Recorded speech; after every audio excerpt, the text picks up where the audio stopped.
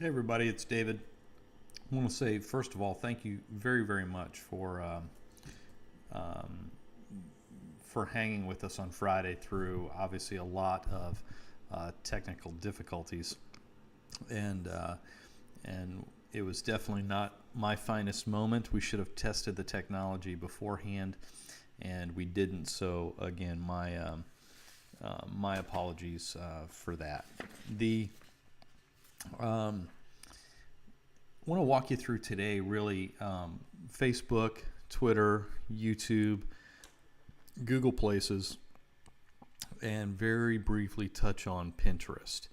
And as we talked about on Friday with the on the phone call, not necessarily the webinar, there's an offer at the end for a done-for-you service for $97. And not only is it done for you, where originally we were just going to show you exactly how to do what we've done, but as a way of apology for the poor webinar on Friday, we will actually do the service for you. So what you're looking at here is a new the new format for businesses. And first of all, to reiterate what I said on Friday, it's very, very, very important if you're currently using a friend page as for your business that you stop. You're out of compliance with the terms of service for Facebook. And the reality is at some point, and I would think definitely as Facebook edges more and more towards going public, that you will be at risk of having your page shut down, which any amount of time, energy, and effort you pour into that will all be lost. And so given the fact that the new timeline is here and Facebook is being very adamant that every business has to be in compliance by March 31st, we may as well start moving and adopting the new business platform. With that said, we would leave a friend page up for 60 days and invite all of those friends to come over and like our new page and start participating with us inside of the business environment, which is where we want to promote our brand. So as you can see from this timeline cover photo, there are some very specific things about it that I want you to notice. First of all, the size of this picture is exact. It's 851 pixels wide and 315 high, and that's the size of the image that you have to use for the timeline cover photo. This right here is what's called the profile photo, and so these can be two obviously very different images. We want to look at images that communicate the brand. They represent the brand well. They're visually interesting. Because it's a large part of what visitors see when they first come to your page. As I said on Friday, cannot have any calls to action like us or share us or comment. You cannot have price or purchase information there, and you cannot put contact information like phone, email, or website information. So a couple of the other things that have changed on here are that you can have now, it's a little further down here in our About Us, but you can have an active hyperlink in your About, which you could not before. These tabs, instead of the left-hand side of the page having your tabs, these tabs are now directly below the timeline cover photo. And the first default tab is always Photos. So this actually happens to be our photo from before, which was what was called a like gate, meaning that you had to like our page. Here the arrow was pointing up to the like button, and you had to like us in order to be able to get access to our fan wall. But this has recently gone away, so c'est la vie, although it's sorry to see that image go. A couple of things I want to point out on why this new timeline is actually going to be really advantageous is the ability to manipulate content. So I'll give you an example here. This here has been highlighted by me. You can see this little thing here. If I want to unpin from the top, I'm going to do this, but I'm going to show you what I did here in a second. But let's say on this particular case, I really like this particular post. You can see I've already done it. I've started. highlighted it, and which is why it went to a large size. In this case, I want to go back to highlighting it, and now it takes up more room on my timeline because I want to draw people's attention to it. The post that you just saw that I unhighlighted was this: stay tuned for our blog post in April. We're going to talk about sharpening your study skills. So in this case, we want to highlight this, or we want to edit or remove it. We would edit this because we want to bring people's attention to it, and I want to move it from the bottom of my timeline back up to the top. And so the ability to change content around on your timeline so that what you want people to see stays in front of them is very, very crucial. So you can see we're back up to the top of the timeline, and what I want people to see, I have highlighted that, and that is why it is up to the top. The other reason you want to use a fan page versus a friend page is just the ability to see insights. It's to be able to go into an admin panel, and you can do different things here. You can see banned users. You can use an activity log. If you want to build your audience here, you can invite your email contacts. They have little product guides, learning videos, take the tour, lots of things that Facebook is doing to help you learn how to use this page better.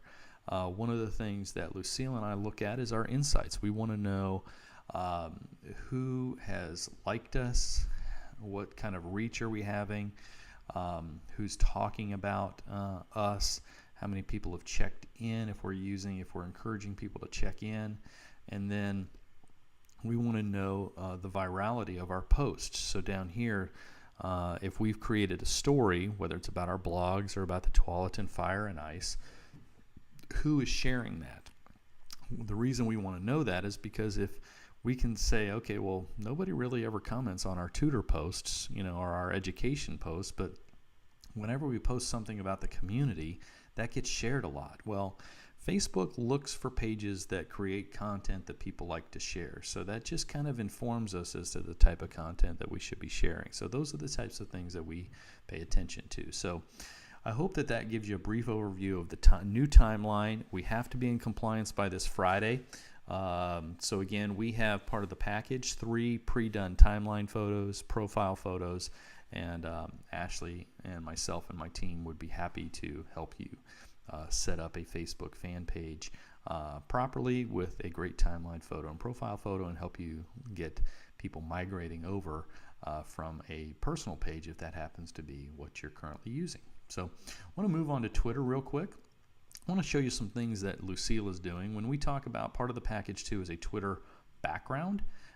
This is a background photo, so it obviously looks a little bit more engaging than the regular Twitter photo or background, which is plain. And then this here is the profile photo. So you can see that Lucille has got 10,000 plus tweets. She's got 1,000 followers, 1,500 followers, and she's following about 1,000 people. And I just want to really, show you a couple things that Lucille does well that I would encourage you to do. The first thing you want to do with Twitter is you want to find people to follow.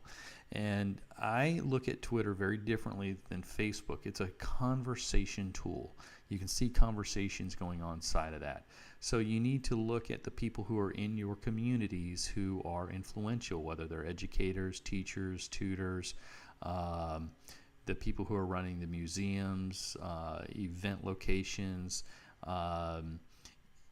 those types of things where you can start to follow those people, start to engage them. Who are your natural referral partners who would encourage people to go look at Sylvan? Well, find out if they're on Twitter and start following them. And then you want to get people to follow you. Part of Twitter is really engaging with the network. And it's not that hard to do. In Lucille's case, you can see where somebody has posted in Lucille's feed the best way to receive 1,000 followers delivered in a few days. Lucille's like, well, how have you used this service? She has a Dr. Gary. Sometimes I would like to see the elimination of worksheets. She does an out reply, too hilarious. The hashtag is you can start to look for things, hashtag spring break, hashtag new friends, hashtag tutoring. So you can start to tweet about certain things, or you can go up into the search bar and type in a hashtag. To give you an example, where we will type in spring break, and let's just see what happens to come up. And so these are all of the top tweets about spring break. So I would use this in your local marketplace to find out again what are people tweeting about in your hometown. Maybe use different schools, things of that nature to find out. But with Twitter, it's all about engagement, and again, I tell people you don't want a ton of followers right out of the gate. You just want to start engaging people, having conversations, and retweeting them and using it in a great way. So part of the service here, we have 3 Twitter profile photos, 3 custom backgrounds for you to choose from. Again, as part of the apology for last Friday, we'll set everything up for you so you have a great looking Twitter background, great description, and then we have included 100 great tweets. And then we are also tweaking, we're amending an old PDF that we used on how to use Twitter for business, an introductory guide, and so the new introductory guide should be up in the next week, and that'll be part of our package for you as well. With that, I'm going to take down, we'll pause this video, we'll render it, and we'll come back for the second 15 minutes, and we'll go over YouTube, Google Places, and Pinterest, and then show you how to sign up for the course. Talk to you soon.